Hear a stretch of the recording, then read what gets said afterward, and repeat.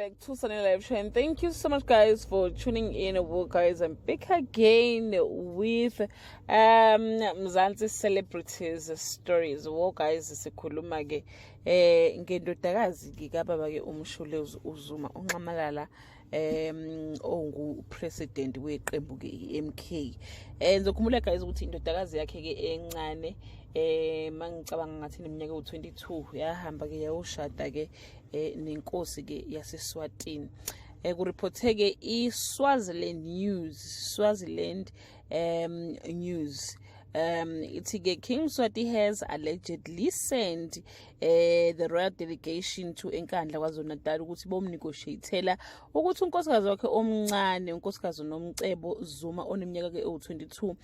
oshiye ke ebukhosini ke baseSwatini wathi yena angeke azakwazi ukuyimela indaba yokuba sesithenjini nanokuthi ke kuthatha isikhathi eside ukuthi egcine ke bona umnyeni wakhe njengoba umnyeni wakhe enamakhosikazi ke awu16 yena ewunumber 16 enga-understand ke guys ukuthi yena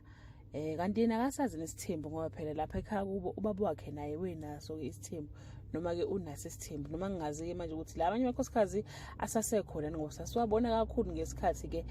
upresident ke uZuma noma the former president uZuma ke esasesihlalweni ke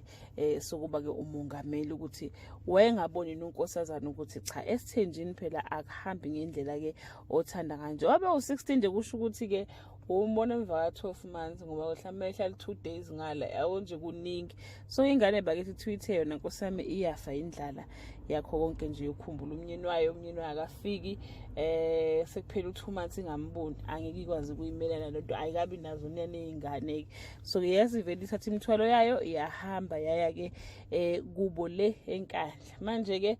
bathi ke isilo saseSwatini ke sithume ke abantu ukuthi ke bayosikhulumela nomndeni wakaZuma ukuthi hayibo akabuye phela umakoti eze ngapha ke ekhaya.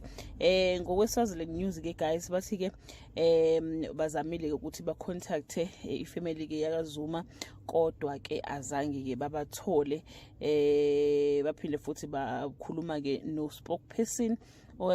King Mswati uPhesi Similane otheke he's not aware that inkosikazi has left the palace but clarify that his office was only responsible for King public image not his private matters. What I'm not aware by the design of the principle of my office portfolio does not stretch into the King's private life, only his public life is my area of interest. And ke guys yeah bakithi hayi bathi ke akabuye ke nkosami umakoti azohlala ke emendweni wakhe ayikhethela ona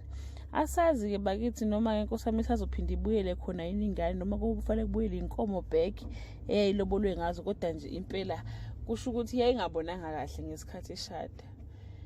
siyathemba ukuthi inkosami ke izobuya ke ibuyele emzini la ishadile khona futhi phela ke